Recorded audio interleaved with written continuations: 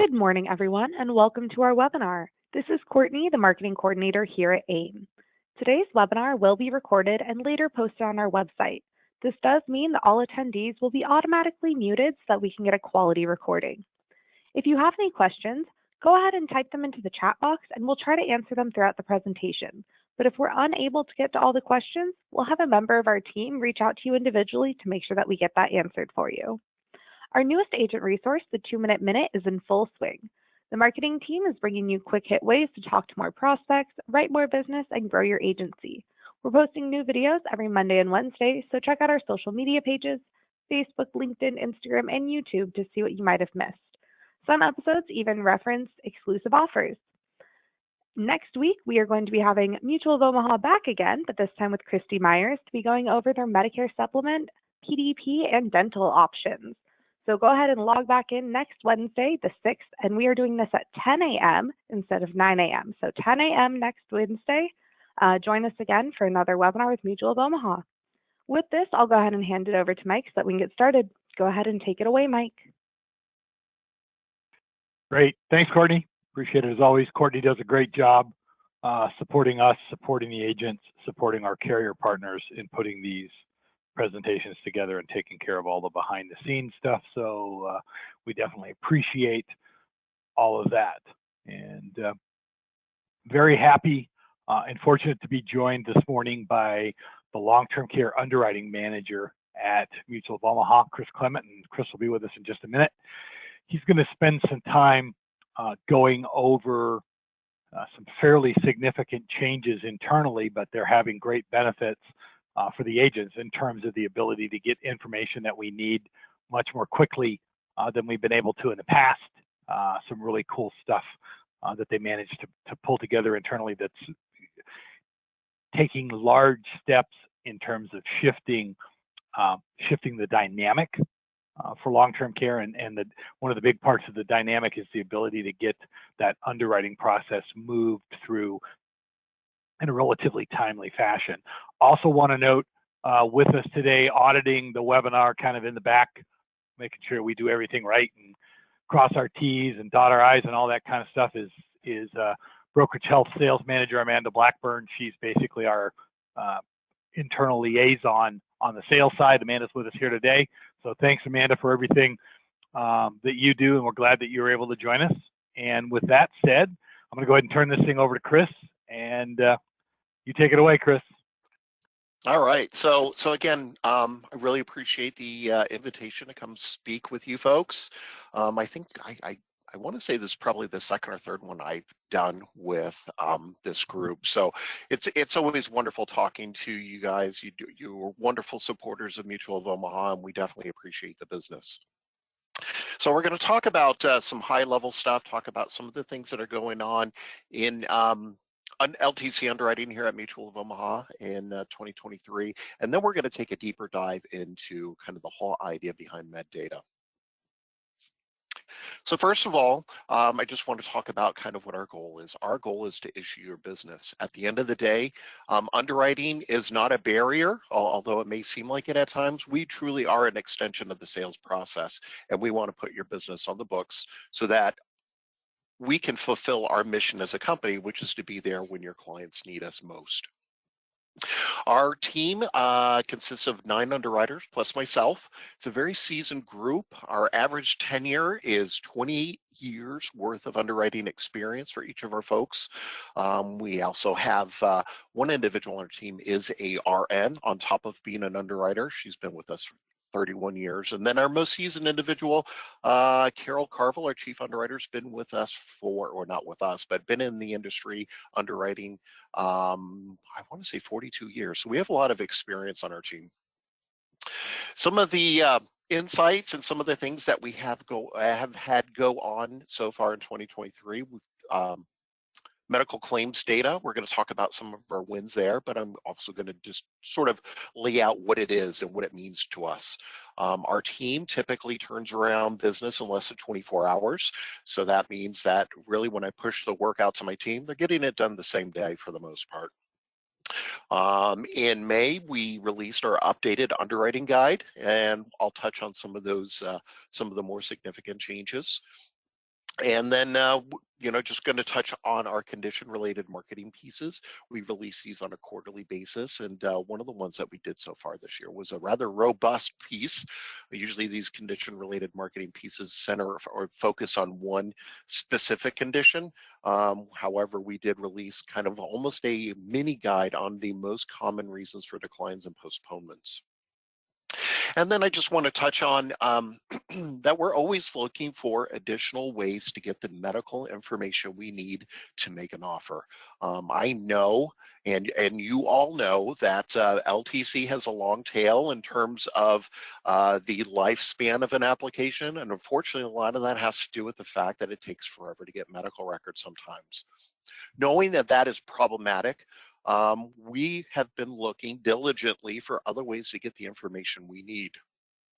On top of that, we recognize that some of the other ways of getting information aren't always going to provide everything that we need. So we're also testing out and have looked at other APS vendors. We're currently piloting another APS vendor, and we'll go from there. So let's see what we got next. Okay, so our methodology. So we look at each case holistically. We know the obvious stuff. We look at health history and cognitive status. But perhaps equally important is one's daily activities. And I'm not necessarily talking about ADLs, we're just talking about activity levels, things that somebody does. For example, you could have somebody that perhaps enjoys watching TV, and that's what they do the bulk of the day. That is certainly a daily activity. But also, on the flip side, if you have somebody that perhaps is very active physically, perhaps they're one that gets their 10,000 steps in each day. They go out and they're playing pickleball or what have you. Those are pieces that sort of round out and flesh out the application and the individual applying for coverage, and allows for us to look at this person and determine, okay, so yes, there are some aches and pains, but look what they're able to do otherwise. So those daily activities are very important when we're looking at evaluating risk. We also look at one's social activities. Does somebody have a great network of friends and family? Are they active with them? Unfortunately, there are some instances where individuals can be shut-ins, for lack of a better description, and those folks tend to do not as well from a claims perspective than those folks that have an active community, are involved with their church, so on and so forth. Those folks tend to do very, very well. And having those sorts of activities sort of on their resume, if you will, really allows for us to kind of go the extra step. If there's a situation where perhaps the case is borderline for whatever reason, but we see that, you know what, they get their 10,000 steps in, they have a lot of social activities and things that they're involved in, those are the types of things that really can take a borderline case and really sort of make it easy for us to extend coverage. If you were to have that same sort of individual, or not same sort of individual, but to use that same sort of example, and if that individual is one that really isn't very active physically and really is sort of a recluse or what have you, they typically would represent more of a claims risk for us. On those borderline cases, we would probably say that, you know what, I have concerns around these sorts of things and the risks that they could potentially represent. So, at the end of the day, we look at all facets of their life on top of their health and cognitive status. And of course, we do look at their abilities to maintain their ADLs and IADLs. Those are important pieces as well. So medical claims data, what is it? It is an aggregate of diagnosis, procedure, equipment, and inpatient/clinical administered medication provider codes. So what does that mean? So every single time one goes to their doctor and they get treated for something, have a physical, have labs done, are prescribed a medication, all of these things have a code that is associated with them. And these codes are used and submitted to one's health insurance provider for reimbursement. So for example, if I'm a doctor, obviously I want to get reimbursed for the services that I provide. So if Chris, talk about myself, had a physical 2 months ago, when we pull up my medical claims data file, what we would see is that Chris had a physical 2 months ago. You'd see a specific code for that. You would see that you would see the topics that were discussed. So for example, my history includes kidney stones and high cholesterol. So you would see a code for kidney stones and you would see a code for high cholesterol, as those would be things that my doctor and I would discuss while I had my physical, on top of everything, of course. But a review of systems, unless there is something that's abnormal, really wouldn't be something that would pop up. If somebody goes to the ER, and as I have in the past, fortunately it was several years ago, where I was having a kidney stone and I was in a lot of pain. So I went to the ER, where they administered saline solution and provided some pain medication. Those codes would show up in my medical claims data file. Additionally, what's neat about medical claims data is that you aren't limited to seeing the information from one provider, as oftentimes happens when you look at medical records. So when I bring up medical claims data, you'll see each and every single provider that I've seen in the past 7 months. And by providers, I'm talking about medical providers, chiropractors, physical therapists, psychiatric and clinical psychology, psychologists, those sorts of things. We would have a whole listing of everyone that has provided some sort of care for me over the past 7 years. Now, what's really neat about medical claims data is that we know that it can take a long time to get medical records. Unfortunately, sometimes, it takes us 90 days or more to get medical records. We're at the whim of the facility, as well as a copy service if there's one involved with a particular facility. And there's not a lot that we can do to speed that up. So it can be problematic sometimes. Some facilities and some providers are great and you get those medical records in a very timely manner. A lot of times we don't. When we submit or put in or click the button, if you will, when we place that order for medical claims data, we receive feedback almost instantaneously. So if we want to pull medical claims data on me, you would type in my personal information. It would sort of fill in this little form. You press the button and boom, there is a report of everything that I've done. The drawback is that, well, I shouldn't say a drawback, but nothing's perfect, right? There are still some providers that perhaps are not up and up on their billing. So if I saw somebody last month, it could be a situation where medical claims data doesn't have any information around that visit because a claim hasn't been submitted by the medical provider. So that would be a situation potentially where we might run into a problem. Of course, that happens with medical records as well. And another situation could be that for whatever reason, if one self-insures, that might be a situation where we would not get any information. So if I self-insure, I'm paying cash to the doctor at that visit. The doctor's not submitting a claim to the insurance company. And that would be information that we wouldn't get when we pull up medical claims data. However, our early returns, this is a process that we started working with on June 20th this year. So far through July, we have an 87% hit rate. So we're getting information of some sort on 80% of the individuals that where we place the order.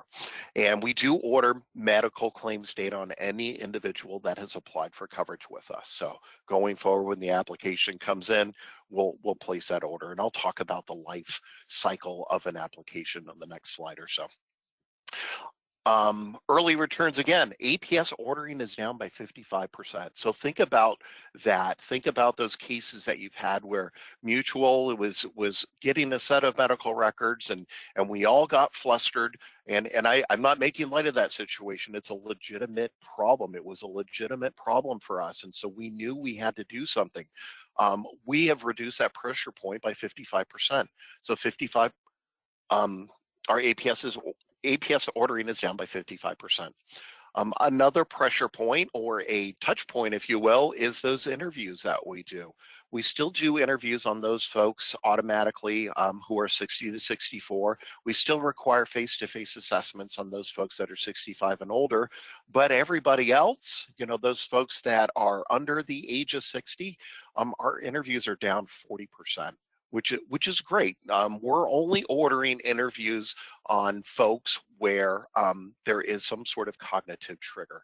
And by a cognitive trigger, I'm talking about those folks that perhaps had a concussion last year, perhaps they have some stroke history, something along those lines. And really what we've done is that we've taken the interview for these folks, talking about the folks under the age of 60, and instead of doing that full-blown interview with a cognitive screening, I'm sure your applicants or your clients have discussed that, hey, when Mutual called me, they asked me all the questions that you asked me all over, again, so I had to give them the same answers, that sort of thing. That can be a frustration point, certainly. What we're doing is, if we're actually ordering an interview on somebody who is within that age group, again, under 60, we're just doing a cognitive screening, and the cognitive screening is done by cause. So again, we would need to see a trigger. We would order that. Instead of taking that 45-minute interview, really takes about 15 or 20 minutes. Boom, done. So again, certainly still not the best experience, to have to do a cognitive test, but it is what it is. But we certainly have reduced the time of that, going from 45 minutes down to 20. So those interviews are down by a significant margin, and the ones that we are doing are just the cognitive screening. So that's a win all around, I think. Cases issued within the first 2 weeks of the life cycle of the application is up 50%, which is huge. So we're super excited about that as well. And really, that's a function of those cases where we're getting the med data. We've looked at it. We've determined, what, we don't need an interview, and we're just issuing the case, or perhaps doing a tentative approval, waiting for the spouse to be approved, because we do like to issue couples together. One of the concerns that we had heard prior to the implementation of MedData was going to be, or was, I should say, what sort of impact would MedData have on our decline rates? Looking at it, these new sorts of ways of getting medical information, knowing that we're probably getting more ER information than we had in the past, there were concerns that there could result in a increase in our decline rate. I'm super happy to say that since we've implemented MedData, our decisions have broken down as followed. We've issued 66% of our cases, we have declined 28% of our cases, and we've withdrawn 6%. So what does that mean compared to what we were doing pre-MedData?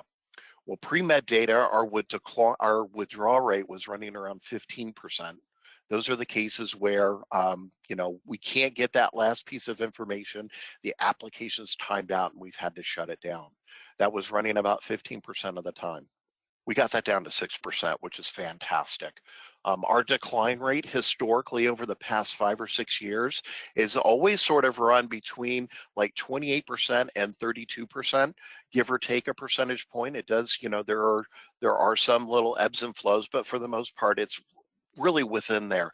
We've seen no impact whatsoever on our decline rate thus far. As a matter of fact, it's actually gone down a little bit. Our pre-med blocks, so all those cases that we had made decisions on prior to med data, our decline rate had been running 31%. So it's actually gone down a few percentage points, which is fantastic. Our cases that were issued prior to med data was running around 54%.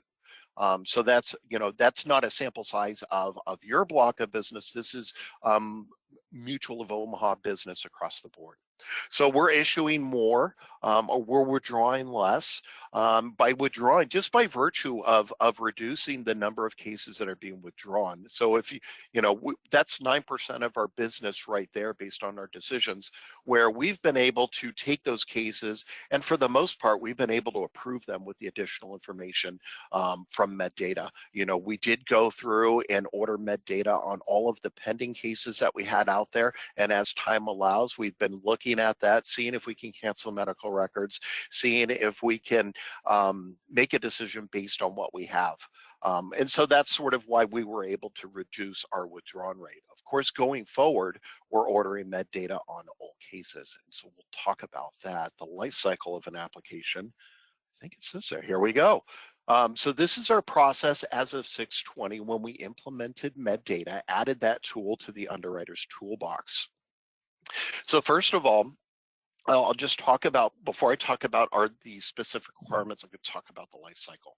So when an application is submitted to our TPA, they take up to 3 days to put that information onto the system. They do the data entry piece. On day 4, that application is then reviewed by the case manager, when the case manager will look at the application to ensure that licensing is all up to date. And then they'll look at the application to ensure that all of the questions are answered. If there are any sort of missing answers to questions on the application, the case manager will send an email out to let you know that, hey, question G in section 1 is incomplete. We need a response to that. In most cases, we'll put that out there, we'll put that request out there, but that missing answer still doesn't stop the application from coming to the underwriter. If it's a licensing issue or something along those lines, then of course we would hold the application from going to an underwriter at that point in time until the licensing went through. So what the case managers do on day 4, after they do their review, if everything is all set, they send that file to me and it just sits in my queue. And on day 5, all of those cases get pushed out to the underwriters to review. And the information, or what the underwriter is looking at when they have one of these brand new applications, when the kind of the review process is that they take a peek at the application, they look at the MIB report, and then they look at medical claims data. We look at that on all people. If the individual, or let me backtrack a little bit, we no longer auto order medical records or interviews, except for those folks that are 60 to 64. Any medical records will be ordered at the underwriter's discretion, as will those interviews for folks that are under the age of 60. Again, we're only going to order those cognitive screenings on those folks under the age of 60 if there's some sort of trigger. Again, things like concussion, stroke history, stuff like that. So we're not auto ordering any other or holding up the file from being reviewed by an underwriter. We're looking at it pretty much right away once the case manager signs off on it. For those folks that are 59 or younger, again, we don't auto order those phone health interviews. We're only going to order the cognitive screen if we see a trigger. Assuming that the med data information came back fine, at that point in time, we'll approve the case. If it's a situation where we're waiting for the spouse, obviously we'll pend it, but we will send notification through SPA that the case has been approved. Issuance is pending the spouse. If after looking at med data, we decide that, we don't have enough information in med data, we do need a set of medical records, or perhaps there's the individual who's under the age of 60 hasn't had a physical in the past 2 years, we would, in the no physical scenario, we would order a paramed, and that would be absorbed by us. We would pay for it. If it was a situation where they have seen a doctor, but we need a clarification or something along those lines, we would potentially order medical records at that time.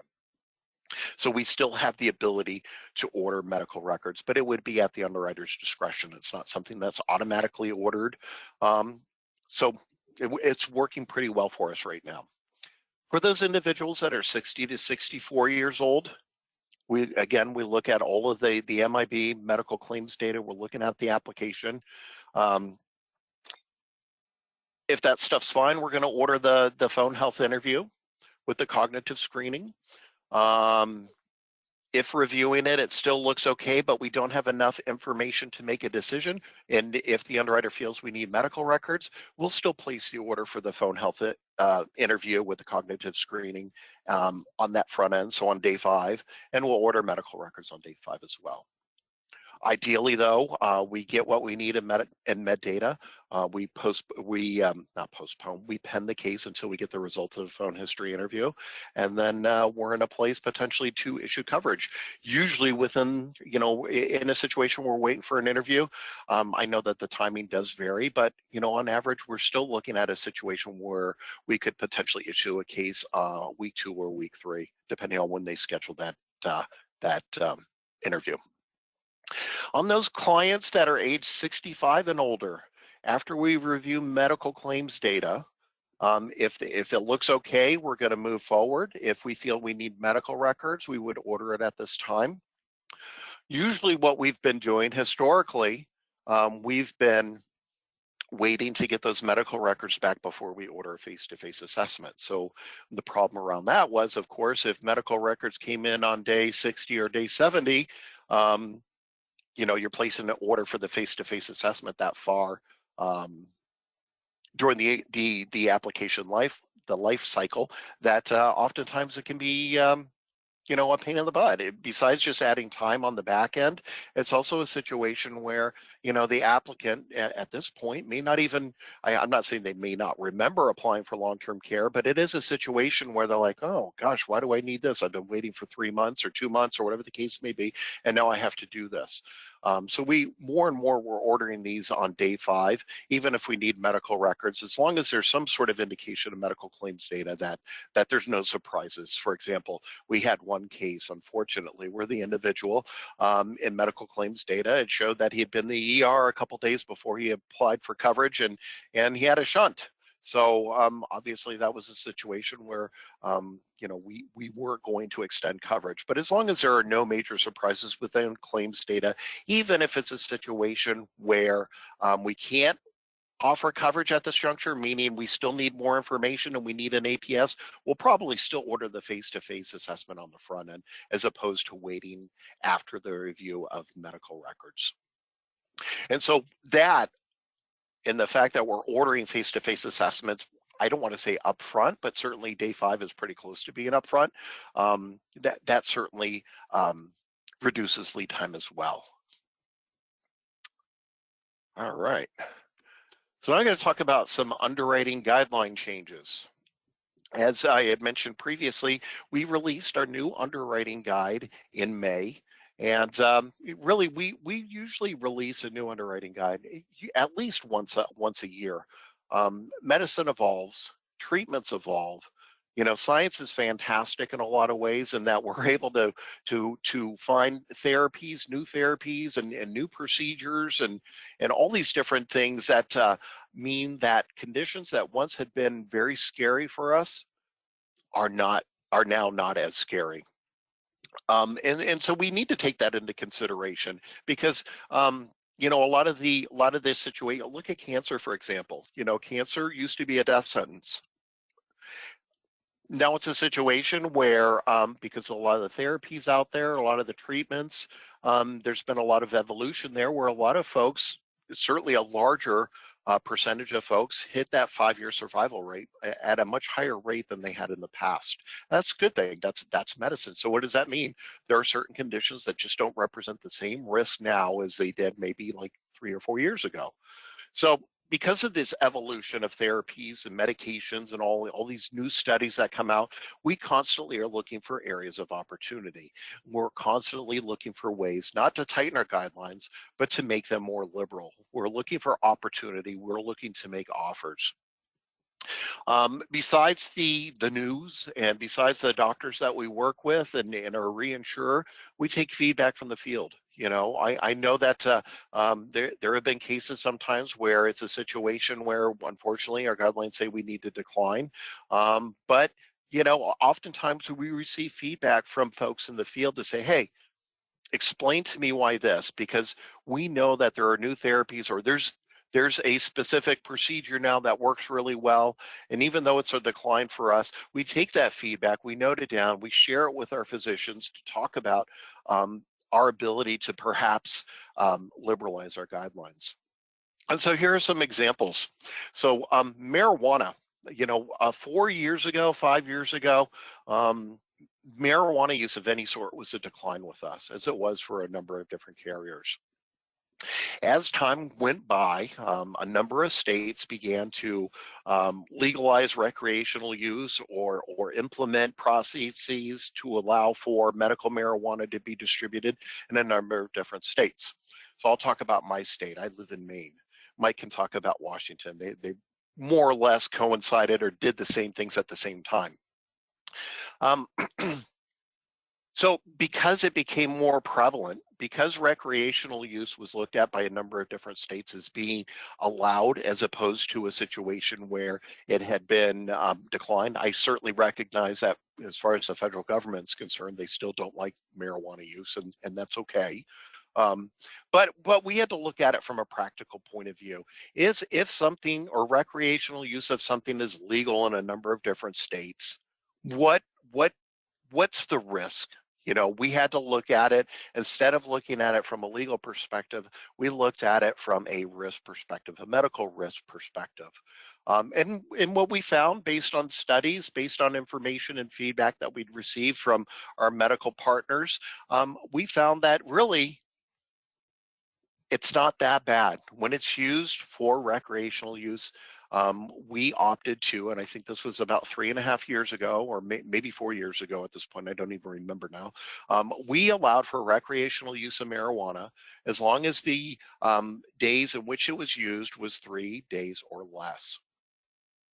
And as time went by, we were still declining individuals that had medical marijuana cards. We were only accepting recreational use. And not every state was set up to allow for recreational use. So when Maine first started allowing marijuana to be used, they required a medical card to start. And then eventually over time, they allowed for recreational use altogether. So there are a number of different states out there that still allow for medical marijuana, but don't allow for recreational use. In other words, I need to have that card in order to go to the store and buy some marijuana. So when we looked at all of this, we saw that individuals were oftentimes getting medical marijuana cards so that they could use it for, well, technically for to treat specific issues. But at the end of the day, it was really, I got this card and I told the nurse there that I have a little bit of anxiety or I have some insomnia. They would get a medical marijuana card and then they were getting marijuana, and that was acceptable. So we looked at all the different cases that we had in 2022 around medical marijuana. And we found that the vast majority of the cases where we declined use of medical marijuana, it was documented in file as being used for mild anxiety or insomnia. So we decided that based on the data that was out there, based on the risks, based on those specific conditions, that we felt that we could extend coverage to these folks. And so I think it was something like 95% of those cases where we declined last year, the use of medical marijuana was associated with anxiety or insomnia. And so we looked at it, we said, you know what? It makes sense for us to consider these folks for coverage. I think we were missing the boat there. And these are folks that are otherwise a good risk. Why not extend coverage? So I'm happy to say that we do accept medical marijuana now, as long as it's being used to treat anxiety or insomnia. Situations where they're using it for something else is still a decline for us. There are some folks out there that use it to treat chronic pain. For us, that would still continue to be a decline, but we don't like chronic pain, period. Sometimes it can be used as a sort of some cancer treatments, although you don't see that as much anymore. You go back like 10, 15 years ago or so, folks would sometimes be prescribed medical marijuana to help them with eating, appetite, those sorts of things. So we still don't accept the use for that. Of course, those are typically folks that would not be insurable regardless of the marijuana because they're actively treating a cancer. So the vast majority of these cases are folks that are use marijuana are using it for these reasons or for recreational use. And so I'm happy to say that we do allow for this now. Family history of dementia. So one of the things that Mutual of Omaha had done for, I want to say it was close to 15 years, if not a little bit longer, is that we had a cap in place for those folks who had a single family member with a history of dementia or Alzheimer's. We were capping plans at $5,000 a month, and we would have a $300,000 policy limit cap as well. We recognize that the cost of care is going up. I mean, it is what it is. And then we looked at the data around the family history of dementia. And really what we came up with is that we'll allow folks to have up to $10,000 a month in benefits. However, we're maintaining that $300,000 cap. Of course, both that monthly benefit and the policy or the pool of money can be increased with by adding inflation. So add inflation to that $300,000 pool certainly would increase over time. Another kind of a recent change for us was adding the use of Inspire devices to treat sleep apnea. As kind of as a rule, we're not big fans on the use of stimulators of any sort. You know, especially ones that are nerve stimulators. There are some devices that do some stimulating of the brain. Those are things that we typically did not like. I am happy to say that we do now. Except the use of a stimulator device, it is the Inspire device used to treat sleep apnea. These devices have been out, I think it's been more common now for about 5 years or so. But what we do need to see is that they're stable for at least a year. These devices do require a surgical procedure to implant them. And, you know, like anything else, anytime you put a foreign sort of device in somebody, there can be problems after the fact. So we just need that year of stability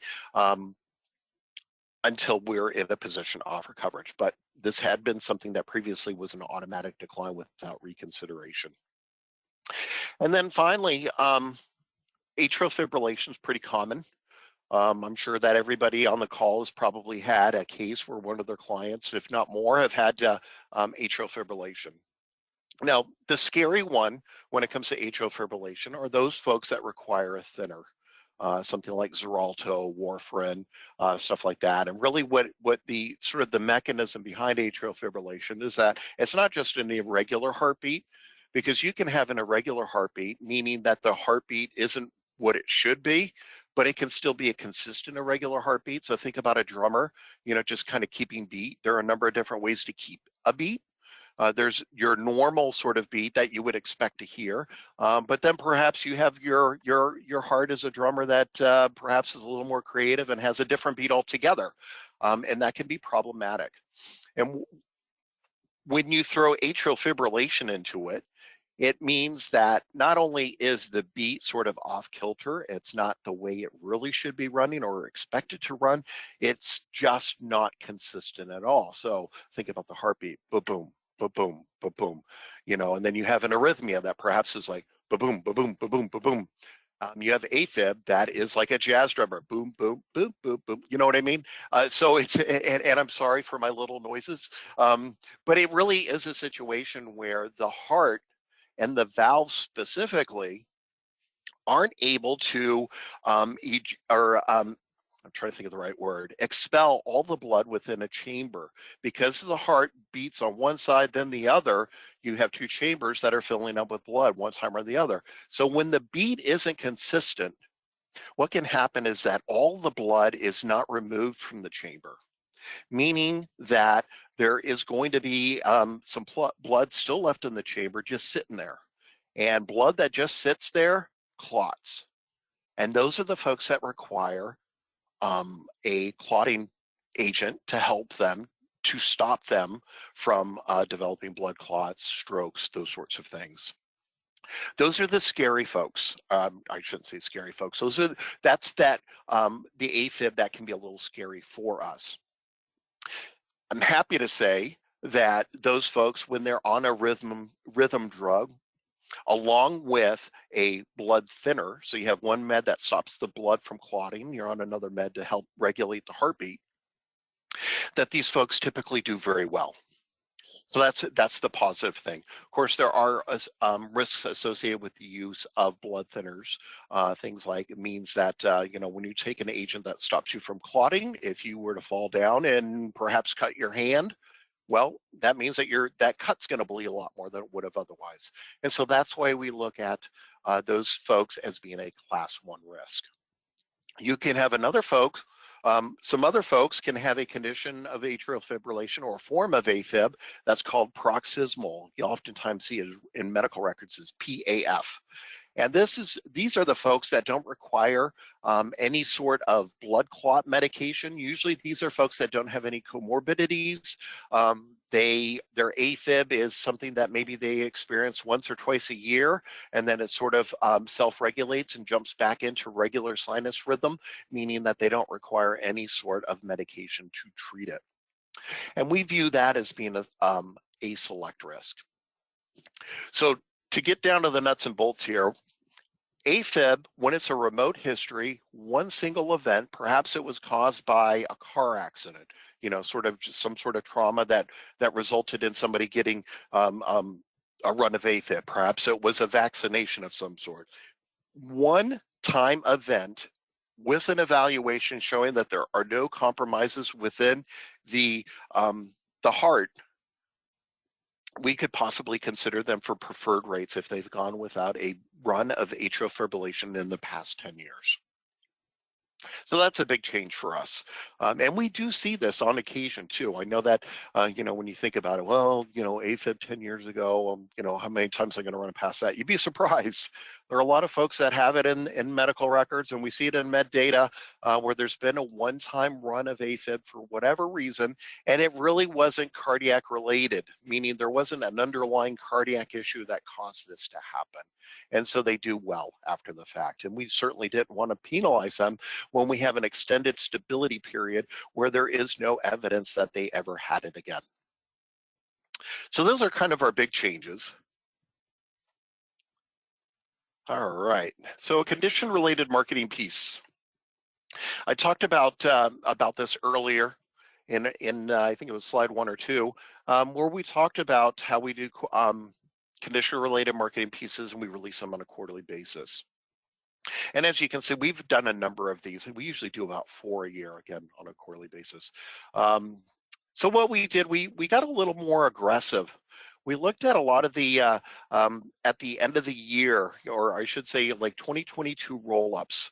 We were looking at the information that we got from our block of business, and we said, hey, wouldn't it be neat to have a guide that addressed those top 10 conditions? Now, the top 10 conditions that we have listed here are the top 10 reasons that we declined or postponed cases in 2022 across the board. It's interesting to see that when you do an audit of declines for different carriers, you'll see different things pop up in the top 10. But for the most part, this is a pretty good representation of what we saw across the board. Now, when we look at these things and look at these guides, they really provide like a brief medical breakdown of the condition. They'll talk about diabetes, for example. They'll talk about diabetes, in general from a medical point of view. We'll talk about diabetes from a risk perspective and why it's concerning for us. And then this guide also provides several questions that you can ask your client when you are taking an application. It really allows for some great pre-screening. A lot of you folks will reach out to us and pre-screen your cases, and that's fantastic. We love that. Really what it does though is it provides some of the questions that when we see a submission, it doesn't have a lot of information. It provides some of those pieces that the underwriter would be looking for when they're determining what sort of risk we're dealing with. Now, also what's great about this guide too is that it also talks about how different conditions react with each other. So to kind of go over that real quickly, if you think about obesity, that's endemic within the United States and other parts of the world. Obesity there's a direct correlation between obesity and diabetes. You add those two together, you have more of a risk than you would with just one or just the other. Obesity also has a lot of bearing on some folks developing osteoarthritis. Think about those weight-bearing joints, the hips, knees, and ankles. That's impacted, and we see a higher incidence of osteoarthritis in the obese population than we do in the population of folks that aren't obese. There is a correlation between obesity and developing certain cancers. We know that obesity can lead to things like high blood pressure and coronary artery disease. We know that, for example, that obesity, there is a tie-in between obesity and depression and anxiety. So those are sort of some of the things that you want to look at when you're looking at these guides, but also more importantly, when you're talking to your clients and getting that sort of the most accurate information you can up front.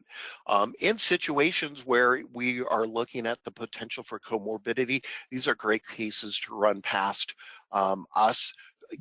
We'll talk about, we'll have conversations with you on the phone, or you can reach out to us in our pre-screen line at LTC Underwriting at mutualofomaha.com. We can talk about your cases. We may even offer some follow-up questions because we don't want to decline your case on the front end. We don't want you to have to, when you're applying, taking that application to a different provider, we don't want them to have to answer yes to that question. Have you ever been declined before? We know that some carriers would say, oh, you've been declined before? That's a no-no. I mean, we certainly, on paper, we do the same thing. However, we recognize that our criteria can differ from other carriers. And so we're willing to pre-screen a case that previously had been declined, as long as we have the information around what led to the decline. Let's see what we got next. All right, so some of our field underwriting tools that we have, we have our product guide, we have our underwriting guide. So the product guide tells you about the long-term care product itself, some of the rules around when and wouldn't or shouldn't submit an application based on the product itself. For example, if you have somebody living in Japan and they've been there for 5 years, 10 years, they don't have an address in the United States, those sorts of things, kind of those admin rules that the Mutual Care Solutions product guide can help you navigate those. And then we have the underwriting guide, which this is kind of my domain. This has a lot of those. It talks about what sort of requirements we need when we order requirements. Things like, do we order APSs on everything? Well, no, we don't. We have met data. Talks about the interviews and those sorts of things, as well as a snapshot of our underwriting guidelines. So I think there's 20, 30 pages worth of conditions, along with several pages of uninsurable medications and conditions. They can sort of help you field underwrite your cases. There's also a height weight guide there as well. And then there are a number of different tools out there that you can get from your friendly sales folks, things like Your Good Health Matters. There are a number of different other pamphlets and leaflets that allow for you to have a deeper understanding for what we do and why we do what we do. There's a pamphlet, I believe, that allows for you to sort of guide your client through the interview or the face-to-face assessment if that's something that needs to be done, those sorts of things. So we have a lot of tools that are out there. And of course, like anything else, I did give you our email address to our team of underwriters where you can reach out with your questions, comments, or concerns around underwriting for long-term care. And really, that is what I got. Any questions? All right, let's open this thing up for questions. If you're not going to ask a question, and we're going to unmute everybody, we'd ask you to go ahead and self-mute so that we don't get dogs barking at the Amazon guy and tea kettles boiling and things like that. Well, the dog's barking will probably be mine, so I apologize for that in advance. We'll mute Chris then while we unmute everybody else. Just mute me. So, right. All right. Well, you guys can unmute yourselves at any time. If you've got questions, please unmute. Feel free to jump in. Chris, appreciate you making the time available for our crew to cover all this stuff, valuable information. And as Chris noted, kind of at the beginning, we have seen some real significant positive movement with regard to what the medical claims data does and doesn't require in terms of trailing information. Unfortunately, and this is a big piece of what you see on the decline side, med data is great and it's fast, but a big part of what we deal with on declines is undisclosed health information. And the practical reality is all med data does is tell us sooner in a lot of cases that these clients probably aren't going to be eligible because of some information that they didn't bother to disclose on the application piece. So can't fix that, but it is being really, really helpful in terms of moving stuff along quickly. So, all right, well, we don't have anybody raising their hand or jumping up and down or any of that kind of stuff. So we're going to call this good. Chris, appreciate you joining us. As Courtney said before, next week we've got Mutual of Omaha Med Sup folks will be here. It's special time for next week's webinar. It's going to be at 10 o'clock Pacific to accommodate what we anticipate to be a really, really large crowd. And keep your eyes peeled for that. The invitation will go out tomorrow, and it's a little bit shortened time frame because of the holiday on Monday, but we will get it out. We look forward to having you folks join us. Amanda and Maria from the sales team are with us. I want to thank both of you ladies for all the things that you do to make it possible for us to get things done. We appreciate all that help and all that support. Courtney, as always, a great job on your end. And the marketing team will be following up with everybody, all of our agents that are on the call here today. So we appreciate everybody's time, and we'll go ahead and call this one good. Thanks, Chris. Absolutely. I appreciate the invite. Thanks, everyone. Thank you. Have a great day. Thanks.